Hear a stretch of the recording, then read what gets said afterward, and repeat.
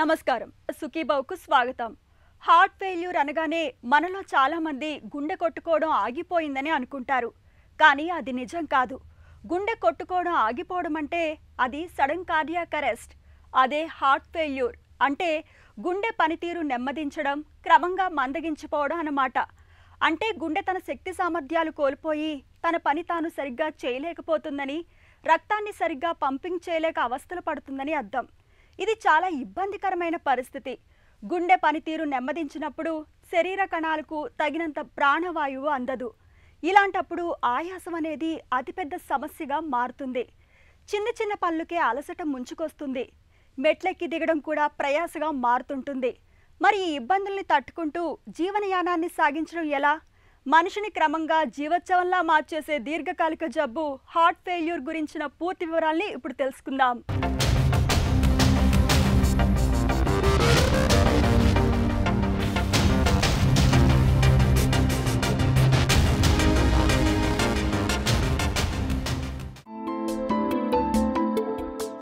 గుండె చూడ్డానికి ఒక చిన్న కండరాల సంచిలా కనిపిస్తుంది.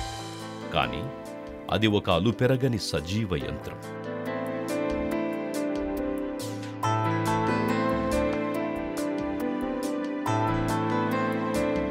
నిర్విరామంగా శరీరంలోని అన్ని భాగాలకు రక్తాన్ని పంప్ చేసే ఈ యంత్రం అప్పుడప్పుడు తగినంత రక్తాన్ని సరఫరా చేయలేక చేతులెత్తేస్తుంది.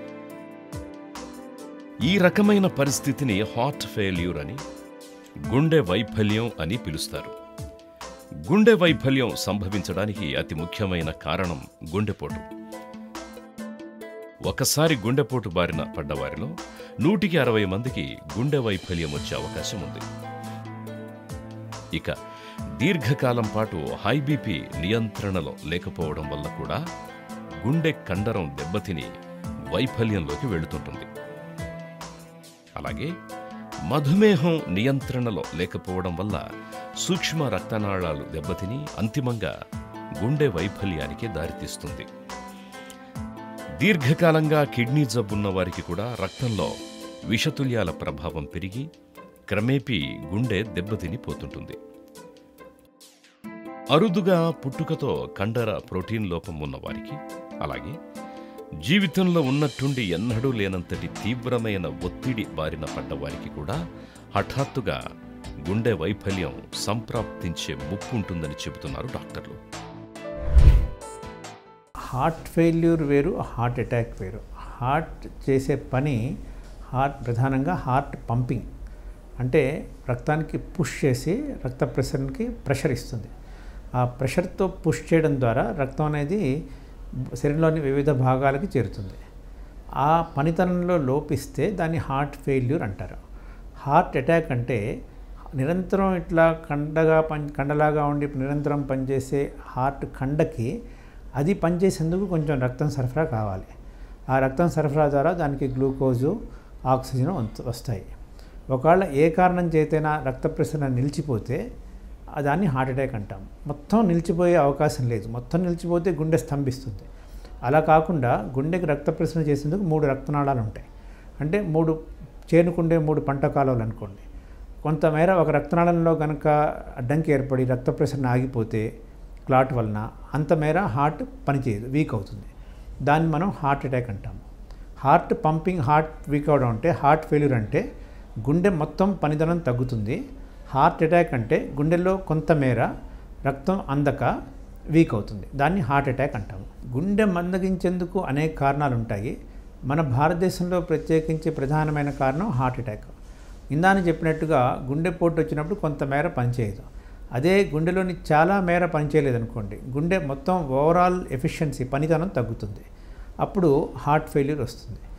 సో మన దేశంలో ప్రపంచంలో కూడా ప్రత్యేకించి మన దేశంలో గుండె హార్ట్ ఫెయిల్యూర్ వచ్చేందుకు కారణం ఇదివరలో గుండె పోటు వచ్చి ఉండడం, లేకపోతే గుండెకి చాలా మేర రక్త ప్రసరణ తక్కువ అవడం. అలా కాకుండా కొంతమందికి ఈ వైరల్ ఇన్ఫెక్షన్ రావడం ద్వారా చాలా రేర్గా లక్షల్లో ఒకళ్ళకి హార్ట్ వీక్ అవ్వచ్చు. అలా కాకుండా కొంతమందికి జెనెటిక్గా వాళ్ళ జెనెటిక్ ప్రోగ్రామ్ సరిగ్గా లేక పుట్టినప్పటి నుంచి ఆ జెనెటిక్లో తేడా ఉన్నప్పటికీ కూడా కాలక్రమంలో హార్ట్ మెల్లమెల్లగా వీక్ అవుతుంది. ఇది కాకుండా కవాటాలు మూసుకుపోయినా లేకపోతే కొన్ని అన్యూజువల్ రేర్ కండిషన్స్లో కూడా ఈ హార్ట్ పనితనం అనేది మందగిస్తుంటుంది. గుండెపోటు వచ్చినప్పుడు హై బీపీ సరిగ్గా నియంత్రణలో లేనప్పుడు గుండె కండరం మందంగా మారుతుంటుంది. ఇలాంటప్పుడు గుండెలోకి రక్తం చేరాలంటే చాలా ఎక్కువ పీడనం అవసరం. ఈ ప్రభావం ఊపిరితిత్తులు, వాటిలోని సూక్ష్మ రక్తనాళాల మీద పడుతుంటుంది. దీంతో రక్తంలోని నీరు ఆ రక్తనాళాల్లోంచి బయటకు అంటే ఊపిరితిత్తుల్లోకి లీక్ అవుతుంటుంది. దీనివల్ల శ్వాస చాలా బలంగా, వేగంగా తీసుకోవాల్సి వస్తూ ఆయాసం మొదలవుతుంది. గుండె వైఫల్య బాధితుల్లో కనపడే తొలి లక్షణం ఇది. క్రమేపీ ఈ నీరు ఒళ్లంతా చేరుతుంది. పగటిపూట లేచి తిరుగుతుంటాం కాబట్టి నీరు ఎక్కువగా కాళ్ల వంటి భాగాలకే పరిమితమవుతుంది. కానీ రాత్రిళ్లు పడుకున్నప్పుడు నీరు ఛాతీలో చేరిపోయి నిద్ర మధ్యలో విపరీతమైన దగ్గు, ఆయాసం మొదలవుతాయి. లేచి నిలబడి కాసేపు అటు ఇటు నడిస్తే నీరు ఇతర భాగాలకు వెళ్ళిపోయి దగ్గు, ఆయాసం తగ్గుతాయి. గుండె వైఫల్యంలో కనబడే మరో కీలక లక్షణం ఇది. గుండె వైఫల్యం పెరుగుతున్న కొద్దీ ఈ ఆయాసం తీవ్రత కూడా పెరుగుతూ వస్తుంది. మొదట్లో మెట్లెక్కడం, ఇల్లు ఊడవడం వంటి శ్రమతో కూడుకున్న పనులు చేసినప్పుడే ఆయాసం రావచ్చు. కానీ ఆ తర్వాత స్నానం చేయడం వంటి తేలికపాటి పనులు కూడా కష్టం కావచ్చు. మరీ తీవ్రమైతే కూర్చున్నా పడుకున్నా కూడా ఆయాసం వస్తుంది. ఈ హార్ట్ మందగించడం అన్నప్పుడు హార్ట్ పంపింగ్ ఎఫిషియన్సీ తగ్గితే ఏమవుతుందంటే గుండెకి అన్ని ఆర్గన్స్కి రక్తం కావాల్సినంత సరఫరా అవ్వదు.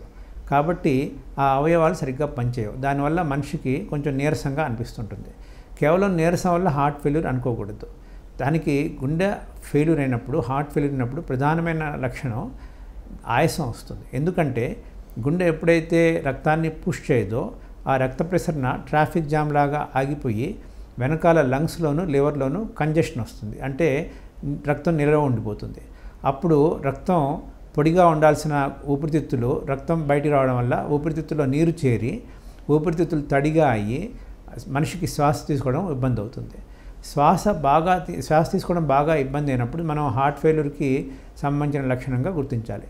అట్లానే కాళ్ళ వాపులు రావడము, ముఖం ఉబ్బరించడము, తర్వాత రాత్రి పడుకుంటే నిద్రలో అర్ధరాత్రి ఆయాసం లేచి కూర్చోవడము, ఈ లివర్ ఎన్లార్జ్ అవడం వల్ల పొట్టలో పైభాగంలో నొప్పి రావడము, లేకపోతే ఆకలి మందగించడము, ఇవన్నీ కూడా హార్ట్ ఫెయిల్యూర్ యొక్క లక్షణాలు. గుండె పనితీరు తగ్గినప్పుడు బేసిక్గా మనిషి యొక్క చురుకుదనం తగ్గుతుంది. మనిషి పని చేయలేడు. ఎంత పని చేసినా, కొంత పని చేసినా కూడా ఆయాసం వస్తుంది. గుండె ఫెయిల్యూర్ తీవ్రతను బట్టి ముందు 1 కిలోమీటర్ నడవగలిగే వ్యక్తి కూడా తర్వాత ఫర్లాంగ్ నడవలేడు. తర్వాత ఇంట్లో నడవడం కూడా కష్టం అవుతుంది. తర్వాత కూర్చున్నా కూడా ఆయాసం వస్తూ ఉంటుంది. పని చేయలేకపోవడము, విపరీతమైన ఆయాసం రావడము, నీరసము, నిస్త్రాణ, కాళ్ళ వాపులు, ఇవన్నీ కూడా దీనివల్ల వచ్చే పరిణామాలు. హార్ట్ ఫెయిల్యూర్ ఎప్పుడైతే తీవ్రంగా ఉంటుందో క్రమక్రమంగా తీవ్ర దశలో, సీరియస్ కండిషన్లో బీపీ పడిపోయి, ఆక్సిజన్ పడిపోయి ప్రాణానికి అపాయం రావచ్చు. అయితే హార్ట్ ఫెయిల్యూర్ ఉండే మందుల్లో సగం మంది ఈ విధంగా క్రమక్రమంగా బాధపడుతుంటే సుమారు సగం మంది హఠాత్తుగా మరణించే పాసిబిలిటీ కూడా ఉంటుంది. గుండెపోటు వచ్చినప్పుడు గుండె కండరం ఎంత దెబ్బతిన్నదన్న దాన్ని బట్టి గుండె వైఫల్యం సంభవిస్తుంటుంది.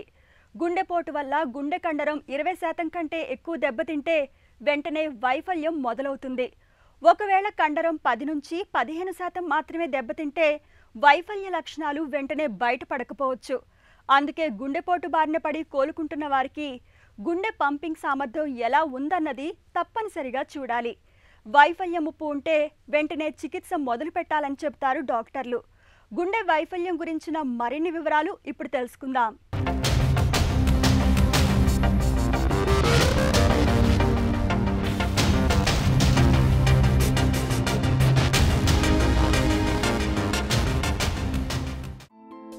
గుండె వైఫల్యాన్ని చాలా వరకు లక్షణాల ఆధారంగానే గుర్తుపట్టొచ్చు. వైద్యులు రోగిని పరీక్షించడంతో పాటు ఖచ్చితమైన నిర్ధారణకు కొన్ని పరీక్షలు చేయిస్తారు. తేలికపాటి ఈసీజీ పరీక్ష దీనికి బాగా ఉపయోగపడుతుంది. గతంలో గుండెపోటు వచ్చిందా, గుండె గదులు పెద్దగా అయ్యాయా, కండరం మందంగా తయారైందా వంటి వివరాలన్నీ దీనిలో బయటపడతాయి. రెండవది, ఎకో పరీక్ష చేస్తే గుండె పంపింగ్ సామర్థ్యం ఎలా ఉంది అన్నది తెలుస్తుంది. ఇవి కాకుండా గుండె వైఫల్యం లక్షణాలు స్పష్టంగా కనబడుతున్నప్పుడు, ఒకవేళ గుండె రక్తనాళాల్లో పూడికలున్నాయేమో, త్వరలో గుండెపోటు ముంచుకొచ్చే అవకాశం ఉందేమో తెలుసుకునేందుకు యాంజియోగ్రామ్ అవసరమవుతుంది. 99% మందికి ఈ పరీక్షలతోనే గుండె వైఫల్యం ఖచ్చితంగా నిర్ధారణ అవుతుంది. అరుదుగా మరింత స్పష్టత కోసం ఎంఆర్ఐ, పెట్ స్కాన్ వంటి పరీక్షలు అవసరమవుతాయి. ఆయాసం ఉన్నప్పుడు దానికి కారణం గుండె వైఫల్యమా లేక ఉబ్బసమా అన్నది తెలుసుకునేందుకు బిఎన్పి రక్త పరీక్ష ఉపకరిస్తుంది. గుండె పనితీరు తగ్గినట్టు నిర్ధారించినందుకు మెయిన్గా మనం క్లినికల్ ఎగ్జామినేషన్, అంటే పేషెంట్తో మాట్లాడి వాళ్ళ రోగ లక్షణాలు నిర్ధారించి స్టెథోస్కోప్తో ఎగ్జామిన్ చేసి క్లినికల్ ఎగ్జామినేషన్ చేసిన తర్వాత ఈసీజీ, ఎక్స్రే, 2D ఎకో చేస్తాము. 2D ఎకో అనేది ప్రధానమైనగా దానికి మనకు గుండె పనితనాన్ని క్లియర్గా తెలియజేస్తుంది. చాలామంది విషయంలో ఈ 2D ఎకో అనేది 99% మనకి కరెక్ట్గా సమాచారాన్ని ఇస్తుంది. ఒకవేళ దీంట్లో మనం తెలుసుకోలేకపోతే రేర్గా ఎంఆర్ఐ స్కాన్ కూడా చేయాల్సిన అవసరం ఉంటుంది. ఇంకా ఇది కాకుండా ఈ మధ్యకాలంలో హార్ట్ ఫెయిల్యూర్ ఎట్లా ఉంది దాన్ని డయాగ్నోస్ చేసేందుకు ఒక రక్త పరీక్ష చేస్తారు. దాన్ని NT-proBNP అంటారు. NT-proBNP కనుక పెరిగితే చాలా వరకు కూడా దానికి ముఖ్యమైన కారణం హార్ట్ ఫెయిల్యూర్. ఒక్కోసారి కిడ్నీ ఫెయిల్యూర్లో కూడా పెరగచ్చు, కానీ ప్రధానమైన కారణం NT-proBNP పెరిగేందుకు ఈ కారణం హార్ట్ ఫెయిల్యూరు. సో హార్ట్ ఫెయిల్యూర్కి ఇవాళ రోజున సున్నితమైన టెస్టులు అంటే NT-proBNP, 2D ఎకోకార్డియోగ్రామ్. గుండె పనితీరు మందగించినప్పుడు ప్రధానంగా చికిత్స పేషెంట్కి ఎక్కువ శ్రమ పడద్దని చెప్తాము. ఒకవేళ కాయకష్టం చేసేవాళ్ళు ఉంటే, లేకపోతే ఇంట్లో బరువు పని చేసేవాళ్ళు, ఇంట్లో అధికంగా పనిచేసేవాళ్ళు, బయట తిరిగే వాళ్ళకి రెస్ట్ ఇవ్వడం అవసరము. వాళ్ళకి శక్తిని మించిన పని చేయకూడదు. వాళ్ళు ఉప్పు తగ్గించాలి. వాటర్ ఇది కూడా కేవలం దాహాన్ని బట్టి తీసుకోవాలి, అంతేకాని బాగా నీళ్లు అది ఆరోగ్యం అనుకుని తాగకూడదు. ఈ ఉప్పు ఉండేవి కేవలం ఎక్స్ట్రా ఉప్పు వాడకుండా ఊరగాయలు, అప్పడాలు, నమ్కీను ఇలాంటివి తినకుండా ఉండాలి. తర్వాత మందులు, ఈ యొక్క హార్ట్ ఫెయిల్ ఉన్న వాళ్ళకి ప్రధానంగా 4 రకాల మందులు తప్పనిసరిగా ఇస్తాము. వీటిని మీ కార్డియాలజిస్ట్ సూపర్విజన్లో ఇస్తాము. అవి బీటా బ్లాకర్స్ అని, SGLT2 ఇన్హిబిటర్స్ అని, ఆర్ని అని, తర్వాత ఆల్డోస్టెరాన్ యాంటగనిస్టులు అని 4 గ్రూప్స్ ఆఫ్ మెడిసిన్స్ ఉంటాయి. అవి ఇస్తాము. కేవలం ఈ ఆయాసం తగ్గేందుకు, కాళ్ళవాపు తగ్గేందుకు ఈ డయూరిటిక్స్ అనే మందులు, వాటర్ పిల్స్, అంటే దేనివల్ల అయితే యూరిన్ ఎక్కువ వస్తుందో అలాంటి మందులు ఇస్తాము. ఇవన్నీ కూడా కార్డియాలజిస్ట్ సూపర్విజన్లో ముందు మందులు ఇస్తాము. అవి పనిచేయకపోతే, అవి వాడుతున్నా కనుక సమస్య తీవ్రంగా ఉంటే వేరే రకమైన ట్రీట్మెంట్లు ఇచ్చేందుకు అవకాశం ఉంటుంది. గుండె వైఫల్యం మొదలైనప్పుడు గుండె, కిడ్నీ వంటి కీలక అవయవాల పనితీరును సమన్వయం చేస్తూ పంపింగ్ వ్యవస్థను మెరుగుపరిచేందుకు beta blockers, ACB, ARB inhibitors, spironolactone వంటి మందులిస్తారు. వీటికి తోడు గుండె పెరిగినప్పుడు దాని దుష్ప్రభావాలను అడ్డుకునేందుకు నెప్రిలైజిన్ ఇన్హిబిటార్ వంటి మందులు అందుబాటులో ఉన్నాయి. అలాగే ఒంట్లో అధికంగా చేరిపోయిన నీటిని మూత్రం రూపంలో బయటకు పంపేందుకు డయూరెటిక్స్ మందులు ఉపయోగపడతాయి. ఇవన్నీ కూడా వ్యాధి ముదరకుండా జీవితకాలం పెరగడానికి తోడ్పడతాయి. గుండె పంపింగ్ సామర్థ్యం 30% కంటే తక్కువ ఉన్నవారికి ఆల్డోస్టెరాన్ యాంటగోనిస్ట్ రకం మందులు ఉపయోగపడతాయి. ఆస్తమా వంటి సమస్యలున్నవారు బీటా బ్లాకర్స్ ని తట్టుకోలేరు. వీరికి ఇవాబ్రాడిన్ అనే కొత్త మందు అందుబాటులోకి వచ్చింది. కిడ్నీ సమస్యలున్నవారు ACE, ARB మందుల్ని తట్టుకోలేరు. వీరికి ప్రత్యామ్నాయంగా మరికొన్ని మందులు వాడాల్సి ఉంటుంది. ఇవన్నీ రక్తనాళాలను విప్పారేలా చేస్తూ గుండె మీద భారాన్ని తగ్గిస్తాయి. ఈ మందుల వల్ల రోగి బాధలు తగ్గడమే కాకుండా గుండె వైఫల్యం కారణంగా లోపల తలెత్తే సమస్యలు తగ్గి రోజువారీ పనులన్నీ హాయిగా చేసుకోగలుగుతారు. కాబట్టి మందులను పద్ధతి ప్రకారం తీసుకోవడం అవసరం. హార్ట్ ఫెయిల్యూర్ ఉన్న పేషెంట్స్లో డివైస్ థెరపీ అనేది కొన్ని సందర్భాల్లో ఉపయోగపడుతుంది.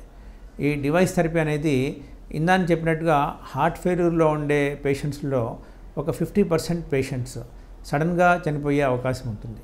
కాబట్టి హార్ట్ యొక్క సామర్థ్యం అంటే ఎజెక్షన్ ఫ్రాక్షన్గా దేనైతే మనం గుర్తిస్తామో అది బాగా తగ్గినప్పుడు ఏఐసిడి అనే డివైస్ ఇస్తాము. హార్ట్ ఫెయిల్యూర్ సామర్థ్యాన్ని మనం ఎకోకార్డియోగ్రామ్ ద్వారా అంచనా చేస్తాము. నార్మల్గా అది 56% కంటే ఎక్కువ ఉండాలి. 100కి 100% ఎవరికీ ఉండదు. 56% నుంచి ఎంత తక్కువ ఉంటే అంత వ్యాధి తీవ్రతగా ఉన్నప్పుడు. ఎవరికైతే ఈ ఎజెక్షన్ ఫ్రాక్షన్ అనేది పనితనం అనేది 30% కంటే తగ్గుతుందో వాళ్ళకి హఠాత్ మరణం నుంచి కాపాడేందుకు ఏఐసిడి అనే డివైస్ ఇస్తాము. అలానే ఈసీజీలో ఈసీజీలో మనకి గుండెలో నార్మల్గా విద్యుత్ శక్తి ప్రవహిస్తుంటుంది. అది ఒక వేగంతో పోతుంది. ఆ వేగాన్ని కంటే తక్కువగా పోయినట్లయితే నార్మల్గా 80 to 110 మిల్లీసెకండ్స్ ఉండాల్సిన క్యూఆర్ఎస్ కాంప్లెక్స్ ఆ వేగం తగ్గినప్పుడు 140, 150, 160 మిల్లీసెకండ్స్ పెరుగుతూ పోతుంది. ఎప్పుడైతే ఈ గుండెలో ఈసీజీలో తేడా చూసి క్యూఆర్ఎస్ కాంప్లెక్స్ అనేది 150 మిల్లీసెకండ్స్ కంటే ఎక్కువ ఉంటుందో, అదే సమయంలో ఎజెక్షన్ ఫ్రాక్షన్ 30-35% కంటే తక్కువ ఉంటుందో వాళ్ళకి ఈ సిఆర్టీడీ అనేటువంటి పరికరాన్ని డివైస్ను కూడా అమరుస్తారు. మనిషిని క్రమంగా జీవోత్సవంలా మార్చేసే గుండె వైఫల్యానికి నేడు ఆధునిక వైద్యంలో చక్కటి మందులు, చికిత్సలు అందుబాటులో ఉన్నాయి. గుండె పంపింగ్ సామర్థ్యాన్ని పెంచేందుకు పేస్ మేకర్ వంటి పరికరాలు సైతం ఇవాళ వాడుకలో ఉన్నాయి. చివరి పరిష్కారంగా గుండె మార్పిడికి సైతం వెళ్ళొచ్చునని చెబుతారు నిపుణులు. గుండె వైఫల్యం గురించిన మరిన్ని వివరాలు ఇప్పుడు తెలుసుకుందాం.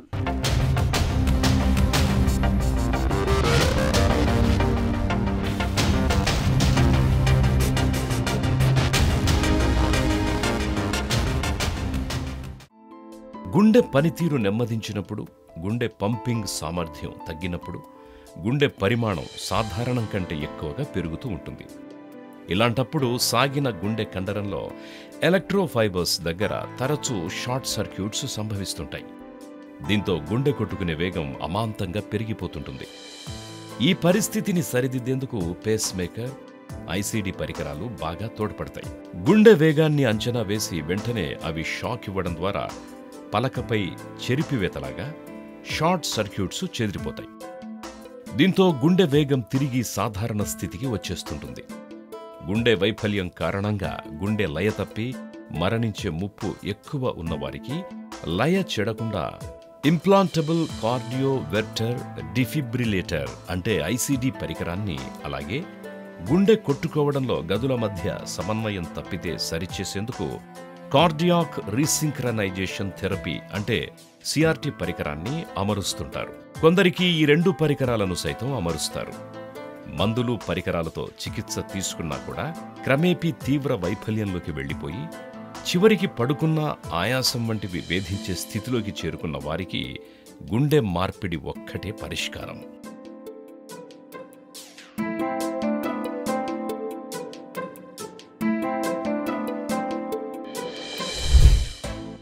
గుండె మార్పిడి అనేది మందులు ఎప్పుడైతే పని చేయవో అంటే మందులు వాడుతున్నప్పటికీ కూడా రోగ లక్షణాలు కంట్రోల్ కావో, ఎప్పుడైతే ఊరికే హాస్పిటల్లో అడ్మిట్ అవ్వాల్సి వస్తుందో, దేనికంటే ఆయాసం ఎక్కువగా ఉండి మందులు ఇస్తున్న కొద్దీ బీపీ పడిపోతుంది, సైడ్ ఎఫెక్ట్స్ వస్తున్నాయి, కానీ ఆశించినంత ఫలితం లభించట్లేదు.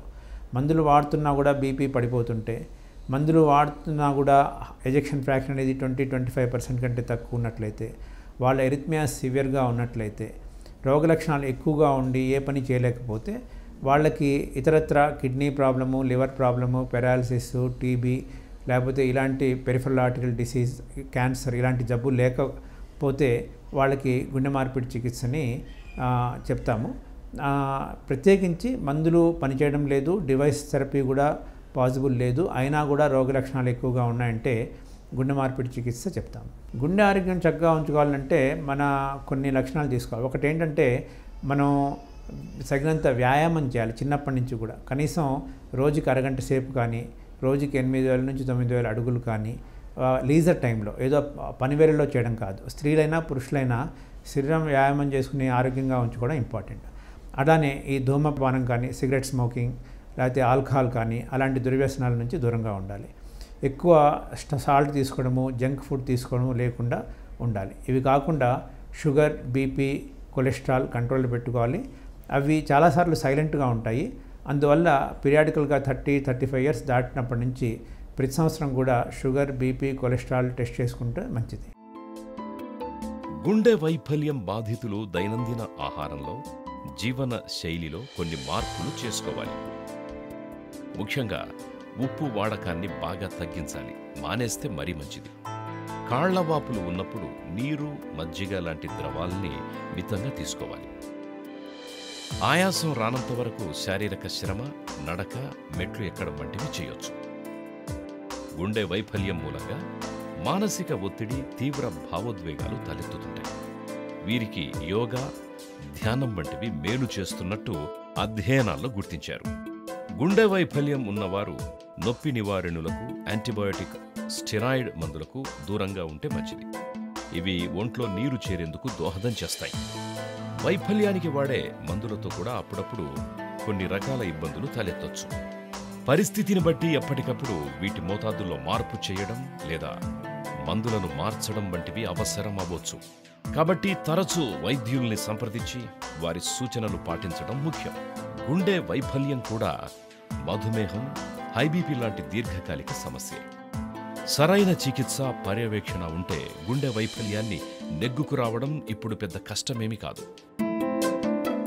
గుండె వైఫల్యం మొదలైందని తేలిన తరువాత ఎట్టి పరిస్థితుల్లోనూ దాన్ని నిర్లక్ష్యం చేయడానికి వీల్లేదు.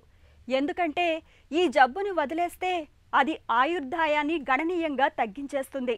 దీన్ని పూర్తిగా నయం చేయలేకపోయినా చక్కటి చికిత్స తీసుకుంటూ, క్రమం తప్పకుండా మందులు వేసుకుంటూ, ఆహార నియమాలు పాటిస్తే చాలు, చాలా ఏళ్ల పాటు అందరిలా సాధారణ జీవితం గడిపే వీలుంటుంది.